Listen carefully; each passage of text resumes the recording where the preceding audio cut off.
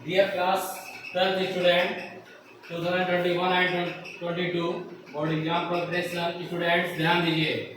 आप सभी लोगों को आज के केमिस्ट्री के इस क्लास में जो हम बताने जा रहे हैं, कल का जो वीडियो आप लोगों ने देखा होगा और उस वीडियो के माध्यम से आप सभी को बहुत अच्छा लगा होगा और ये भी हुआ होगा जितना बताया गया वो सभी चीजें आप लोग प्रिपेयर किए होंगे। उम्मीद हम यही करते हैं। अगर आप प्रिपेयर किए होंगे तो आज जो हम बताने जा रहे हैं कल से बेहतर रहेगा और आप सभी लोगों को इसमें किसी प्रकार की कोई प्रॉब्लम नहीं आनी चाहिए। स्टूडेंट किसी को भी कोई प्रॉब्लम नहीं आनी चाहिए।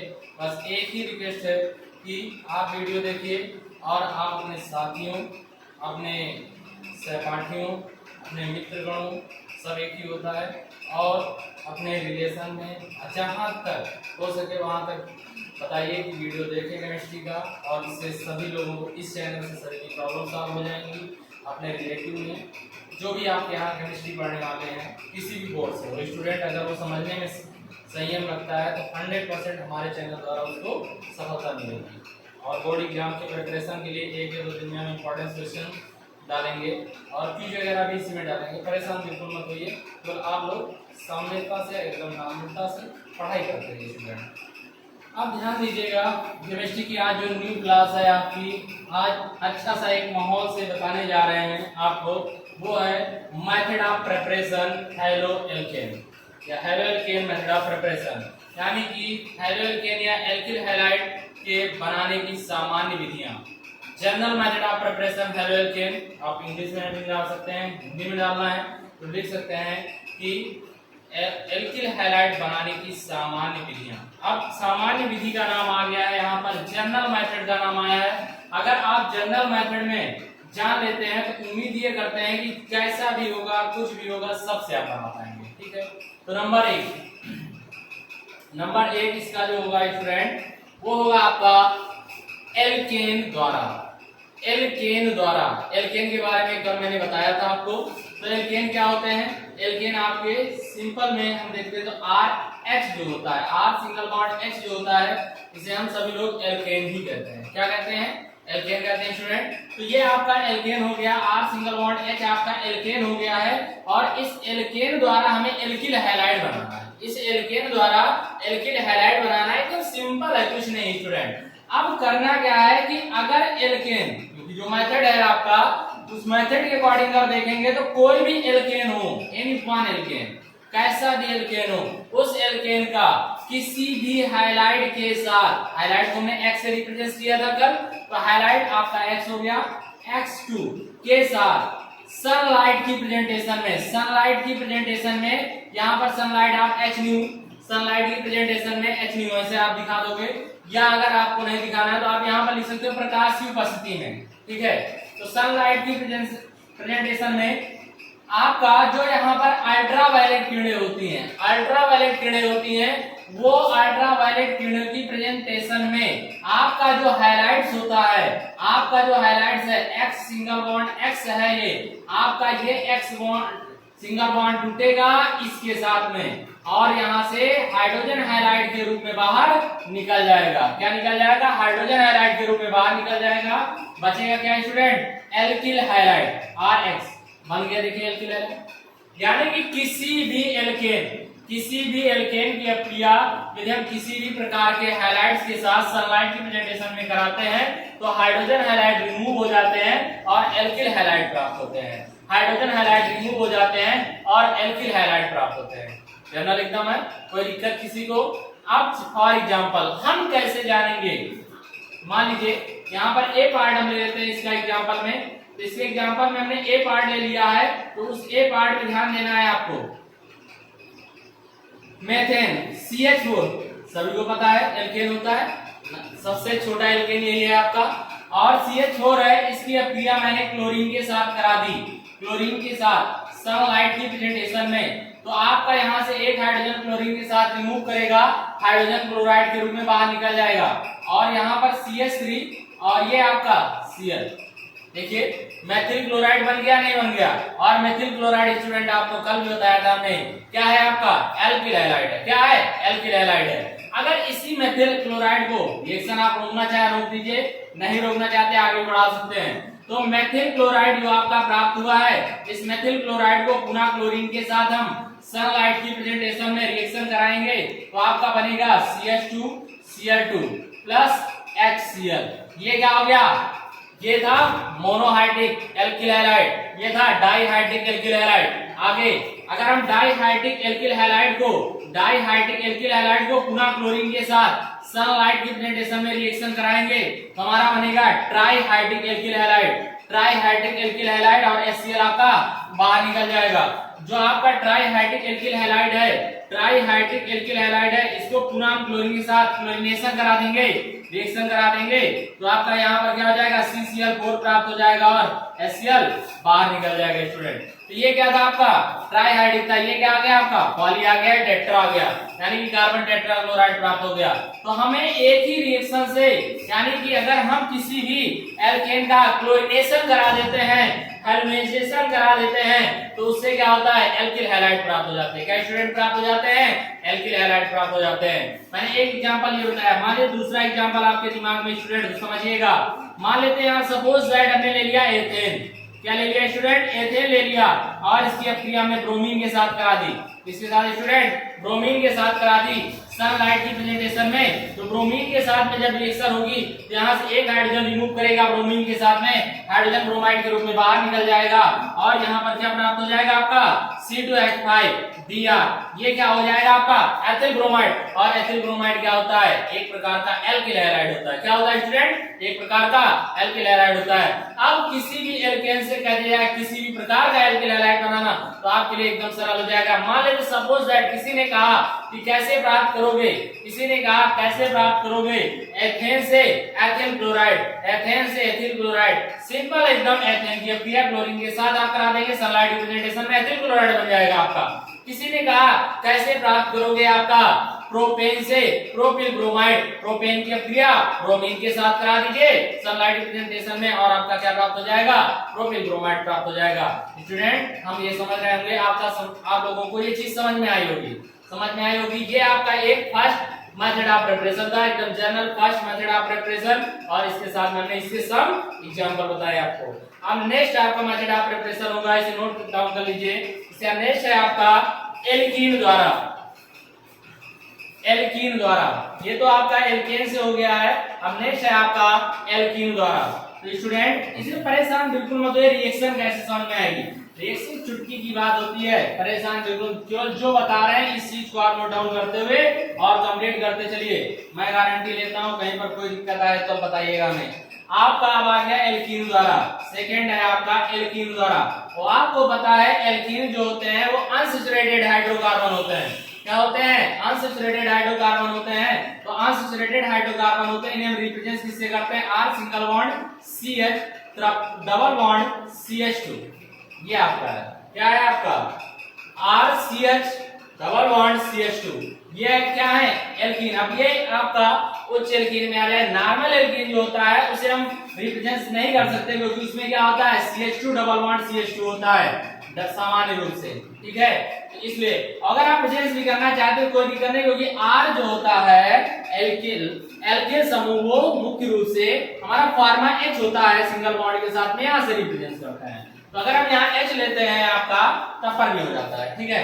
तो जब किसी भी एल्कीन को हम हाइड्रोजन हैलाइड के साथ में योग कराते हैं, क्या कराते हैं, हाइड्रोजन हैलाइड के साथ में योग कराते हैं, तो मार्कोनिकॉफ के नियम के विपरीत कार्य करता है, जिसे हम थायरस इफेक्ट कहते हैं। थायरस प्रभाव के कारण जो डबल बॉन्ड होता है ये टूट जाता है। आपका डबल बॉन्ड जो होता है टूट जाता है और टूटने के पश्चात यहाँ पर हाइड्रोजन का योग हो जाता है। यहाँ पर जो डबल बॉन्ड है ये टूटेगा किसके कारण, थायरस इफेक्ट के कारण। किसके कारण, थायरस इफेक्ट के कारण टूटेगा, और ये थायरस इफेक्ट के कारण टूटता है तो यहाँ पर हाइड्रोजन का योग हो जाता है। हाइड्रोजन हैलाइड पूरा योग होता है, लेकिन हाइड्रोजन का योग होता है तो डबल बॉन्ड टूट जाता है, और इसके पश्चात ब्रोमाइड आपका जो होता है हैलाइड जो होता है उसका योग हो जाता है, जिससे हमें क्या प्राप्त हो जाते हैं, एल्किल हैलाइड प्राप्त हो जाते हैं। क्या प्राप्त हो जाते हैं स्टूडेंट, एल्किल हैलाइड प्राप्त हो जाते हैं। आइए देखते हैं हम कैसे प्राप्त करते हैं। मान लीजिए सपोज दैट ये आपका एल्कीन है, ये आपका एल्कीन है और इस एल्कीन की अपक्रिया हमने किसी भी हाइड्रोजन हैलाइड के साथ में, हाइड्रोजन हैलाइड हाइड्रोजन X से हम रिप्रेजेंट करते हैं, हाइड्रोजन हैलाइड के साथ में कराएंगे। तो हाइड्रोजन हैलाइड के साथ में कराते हैं स्टूडेंट, तो यहाँ पर आप ध्यान दीजिएगा ये हाइड्रोजन हैलाइड का जो हाइड्रोजन है ये आपके इस बॉन्ड को तोड़ेगा और इस बॉन्ड को तोड़ने के लिए ऐसे क्षमता नहीं है इसको, ये तोड़ेगा तो किससे तोड़ेगा, खैरस इफेक्ट के कारण तोड़ेगा। किसके कारण तोड़ेगा, खैरस इफेक्ट। खैरस इफेक्ट जो होता है मार्कोनिकॉफ के नियम का जस्ट अपोजिट होता है। स्टूडेंट क्या होता है, जस्ट अपोजिट होता है। तो वही चीज है, यहाँ पर हाइड्रोजन हैलाइड का योग हो जाएगा और हाइड्रोजन हैलाइड का योग होने के पश्चात R single bond CH2 single bond CH2 single bond X बनेगा। क्या बन जाएगा, R single bond CH2 single bond CH2 single bond X। ये क्या है, एल्किल हैलाइड है। क्या है, एल्किल हैलाइड है। चाहे उच्च एल्किल हैलाइड कह लीजिए चाहे नॉर्मल एल्किल हैलाइड कह लीजिए, आप चाहे उच्च एल्किल हैलाइड कह लीजिए और चाहे नॉर्मल एल्किल हैलाइड कह लीजिए। आइए ध्यान दीजिए, इसके एग्जांपल के बारे में बात करते हैं। तो एग्जांपल जैसे मान लीजिए सपोज दैट हमने यहाँ पर ले लिया H single bond CH double bond CH2। भाई हमने R के स्थान पर बताया है आपको, ठीक है, सिंगल बॉन्ड H लिया जा सकता है, कोई डाउट नहीं है इसमें, क्योंकि जब डबल बॉन्ड की प्रॉपर्टी आ जाती है, डबल बॉन्ड की प्रॉपर्टी आ जाती है ऑर्गेनिक केमिस्ट्री में, तो वहां पर आपके कार्बन के साथ में आया ऑक्सीजन के साथ में होता तो मोस्ट यही है। अगर यहाँ पर बात कर लें तो जैसे कार्बन के साथ में ऑक्सीजन डबल बॉन्ड में लगा होता है तो वहां पर उस फंक्शनल ग्रुप के साथ हम फार्मा ग्रुप को लगाते हैं, H लगाते हैं। लेकिन जब अनसैचुरेटेड सिंपल अनसैचुरेटेड का हाइड्रोकार्बन होता है तो वहां पर हम इसका यूज कर सकते हैं। परेशान बिल्कुल मत होइएगा, किताबों में नहीं लिखा है तो इसके लिए हम जिम्मेदार नहीं है, हम बता रहे हैं वो जिम्मेदार हो गया। H है आपका। अब यहाँ पर इसके लिए हम हाइड्रोजन हैलाइड से योग कराया, हाइड्रोजन ब्रोमाइड ले लिया मैंने, हाइड्रोजन ब्रोमाइड ले लिया।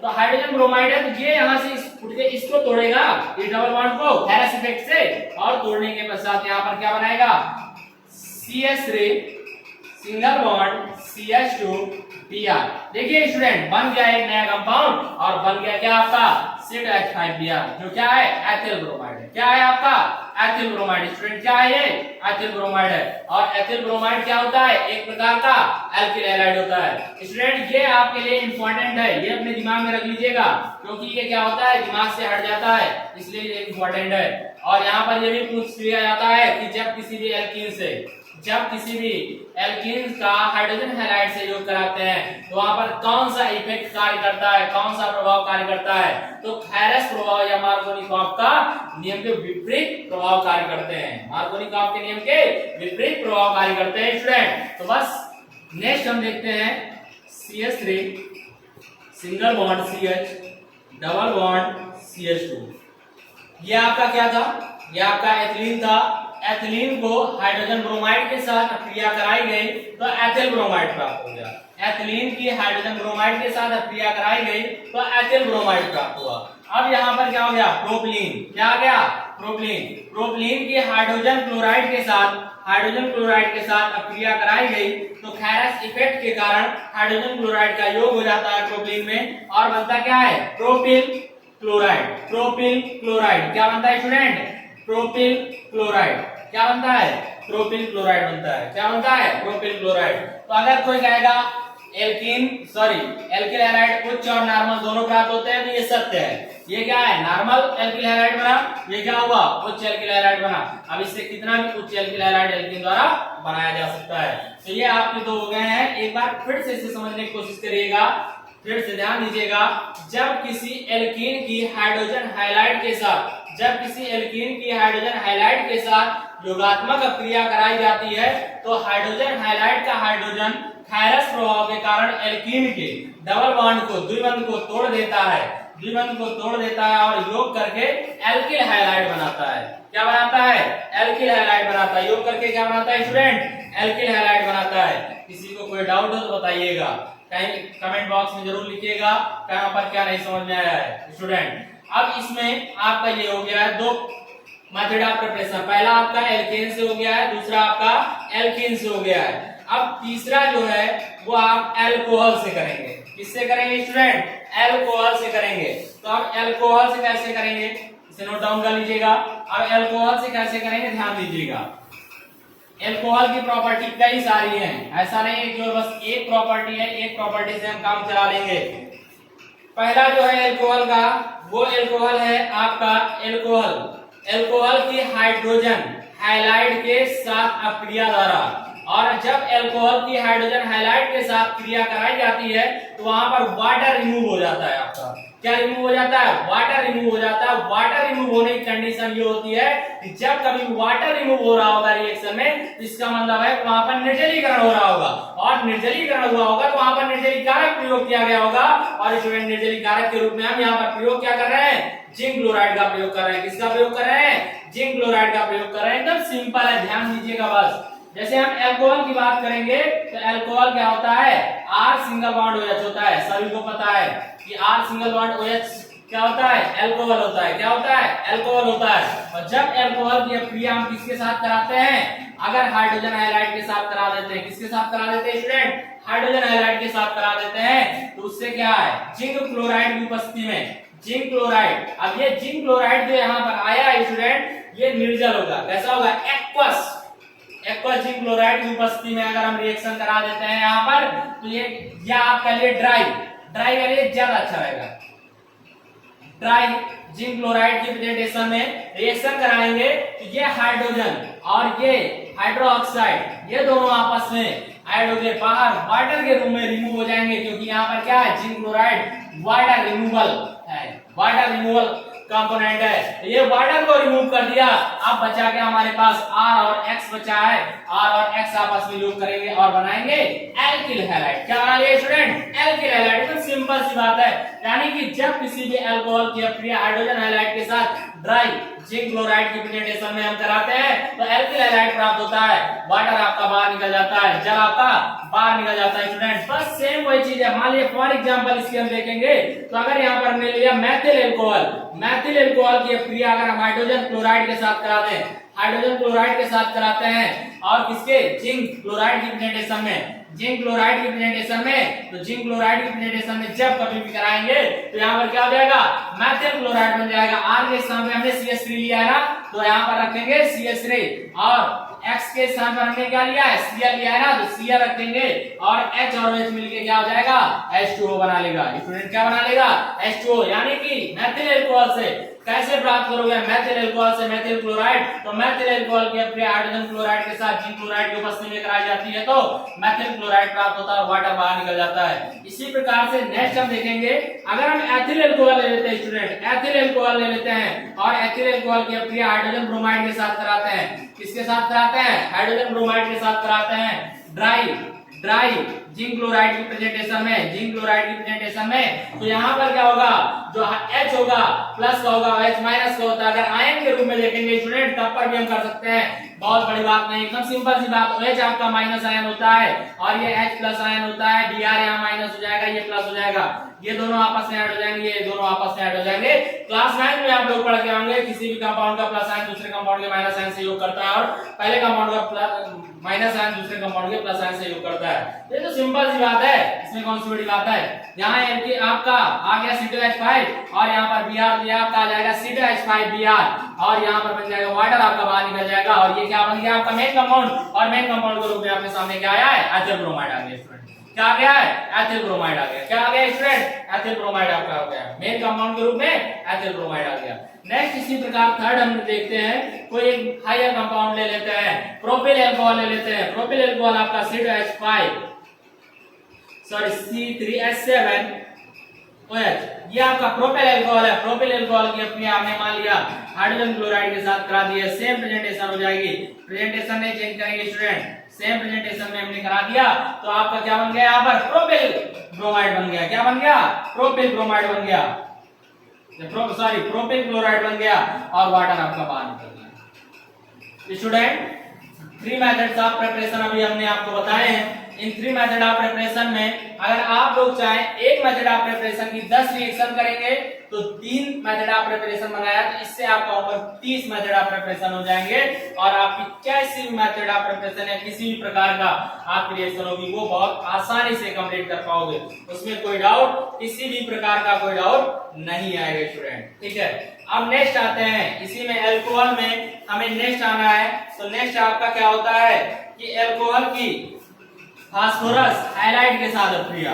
अब फास्फोरस हाइलाइट क्या होते हैं पहले हमें जानना जरूरी ये है। आप स्टूडेंट आप सभी लोग इंटर में आए हैं तो जानिए जरूरी क्या है। जैसे अब यहाँ पर बात कर लेते हैं फास्फोरस की, तो नाइट्रोजन परिवार के अंतर्गत फास्फोरस का अध्ययन किया जाता है। नाइट्रोजन परिवार के अंतर्गत फास्फोरस का अध्ययन किया जाता है और फास्फोरस एक ऐसा एलिमेंट है आपके पास जो आपका त्रिसंयोजी और पंचसंयोजी, त्रिसंयोजी और पंचसंयोजी दोनों होता है, यानी कि इसकी वैलेंसी 3 भी होती है और 5 भी होती है। तो जब ये त्रिसंयोजी होता है तो ये ट्राई हैलाइड्स के रूप में आता है और pH3 बनाता है, और जब ये पंचसंयोजी होता है तो क्या होता है पेंटा हैलाइड के रूप में आता है और फास्फोरस पेंटा हैलाइड बनाता है, यानी कि फास्फोरस ट्राई हैलाइड है, ये फास्फोरस पेंटा हैलाइड है और फास्फोरस ट्राई हैलाइड के रूप में भी रिएक्शन देता है, फास्फोरस पेंटा हैलाइड के रूप में भी ये रिएक्शन देता है। आइए हम जानते हैं ये चीजें। जैसे फास्फोरस ट्राई हैलाइड है तो कौन कौन से फास्फोरस ट्राई हैलाइड हो सकते हैं, जैसे PCl3,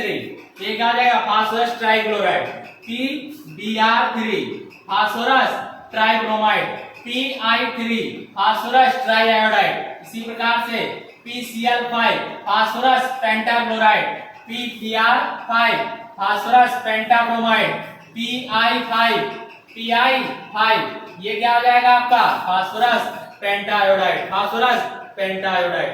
ये चीजें आपको समझ में आना चाहिए स्टूडेंट, ये हैं। अब इनमें से किसी से भी रिएक्शन कर सकते हैं और कोई चीज बनाई जा सकती है। चलिए आप पहले फर्स्ट डालेंगे ए पार्ट में फास्फोरस ट्राई हैलाइड के साथ अभिक्रिया, फास्फोरस ट्राई हैलाइड के साथ अभिक्रिया और किसके साथ में अल्कोहल द्वारा बनाने जा रहे हैं स्टूडेंट, अल्कोहल ही बताया ना अभी, तो अल्कोहल है, सिंपल है, कुछ नहीं है, ध्यान दीजिएगा बस। अल्कोहल है आपका ROH है, अल्कोहल आपका, अल्कोहल की हम फास्फोरस ट्राई हैलाइड के साथ रिएक्शन कराने जा रहे हैं। तो फास्फोरस ट्राई हैलाइड आपका PX3 होता है कि नहीं होता है, PX3 होता है स्टूडेंट। अल्कोहल है, ये क्या है आपका फास्फोरस ट्राई हैलाइड है, तो अल्कोहल की फास्फोरस ट्राई हैलाइड के साथ अभिक्रिया कराएंगे और इसके साथ में अभिक्रिया कराएंगे। एक बात ध्यान दीजिएगा यहाँ पर कि एक हैलाइड को बैलेंस करने के लिए एक एल्किल समूह की आवश्यकता होती है, तो 3 हैलाइड को बैलेंस करने के लिए 3 की आवश्यकता होगी, तो 3 की आवश्यकता होगी तो नंबर ऑफ 3 हम यहाँ पर लिख लेंगे। तो 3 आ गया यहाँ पर, तो 3 एल्किल समूह 3 हैलाइड्स को बैलेंस करेंगे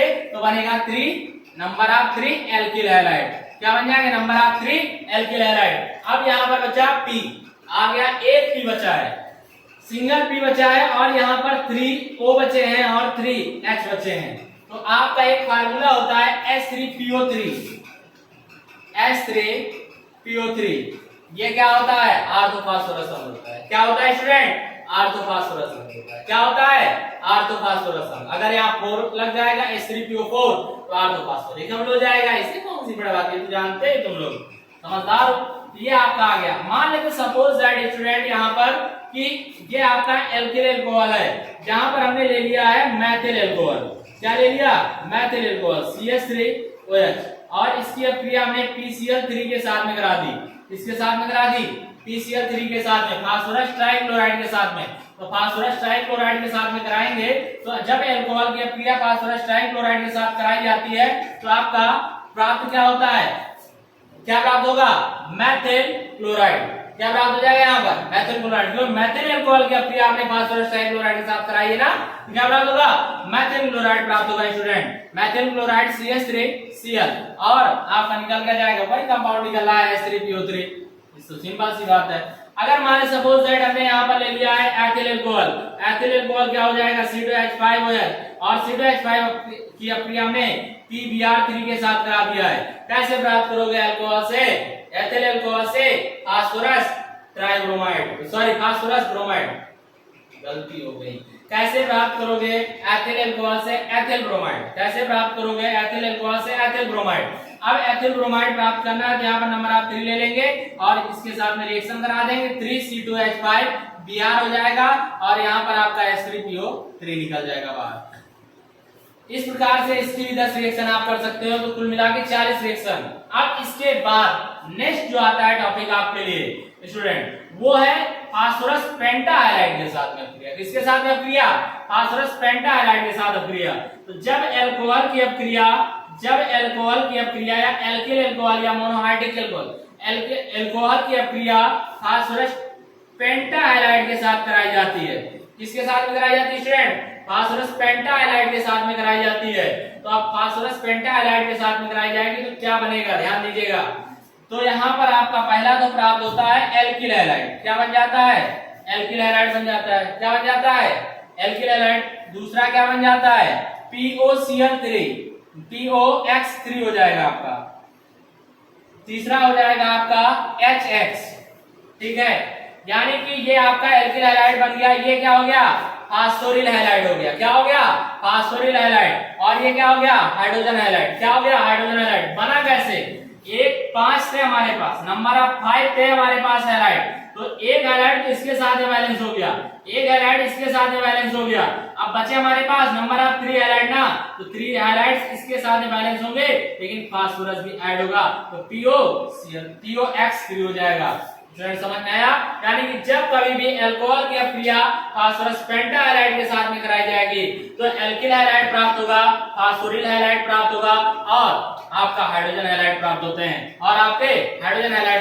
हैं इसी प्रकार से इसके एग्जांपल समझिएगा स्टूडेंट। जैसे मान लेते सपोज दैट जब कभी भी हम मैथिल अल्कोहल है आपका CH3OH, मैथिल अल्कोहल की अपक्रिया फास्फोरस पेंटाक्लोराइड के साथ कराई जाती है, तो वहां पर प्राप्त क्या होता है? मैथिल क्लोराइड और फास्फोरिल क्लोराइड और आपका हाइड्रोजन क्लोराइड। इसी प्रकार से आपका मान लेते हैं यहाँ पर हमने एथिल अल्कोहल ले लिया C2H5OH और इसकी अपक्रिया हमने फास्फोरस पेंटाब्रोमाइड के साथ में करा दिया, तो स्टूडेंट यहाँ पर प्राप्त हो जाएगा C2H5Br plus PO Br3 plus HCl। Student ये भी कंप्लीट हुआ अल्कोहल से। यानी मेथड ऑफ प्रिपरेशन की बात करोगे तो अभी 3 थे, अब 5 मेथड ऑफ प्रिपरेशन आप लोग कंप्लीट कर चुके हो। इतने नंबर आप 5 मेथड ऑफ प्रिपरेशन कंप्लीट कर चुके हो। अगर एक मेथड ऑफ प्रिपरेशन पे आपने वर्क किया 10 रिएक्शन की, तो 5 मेथड ऑफ प्रिपरेशन पे आप वर्क करेंगे तो जाएंगे 50 रिएक्शन आपके। और स्टूडेंट हमें लगता है कि एक दिन में अगर इतने कम समय में आप 50 रिएक्शन सीख जाते हैं तो इससे बेटर आपके लिए और कुछ नहीं होगा। यहाँ लोग सालों तैयारी करते हैं और 5 रिएक्शन नहीं कर पाते हैं, और इतने कम समय में अगर आप 50 रिएक्शन सीख रहे हैं तो आपके लिए बहुत अच्छा होगा और हमारे लिए तो है ही सब अच्छा। स्टूडेंट कहीं पर कोई दिक्कत हो जरूर शेयर करिएगा, जरूर बताइएगा और ज्यादा से ज्यादा वीडियो शेयर करिए, लाइक करिए, सब्सक्राइब करिए, इससे हमारा भी बेनिफिट हो और आगे भी फॉरवर्ड करते रहिए। Thank you class.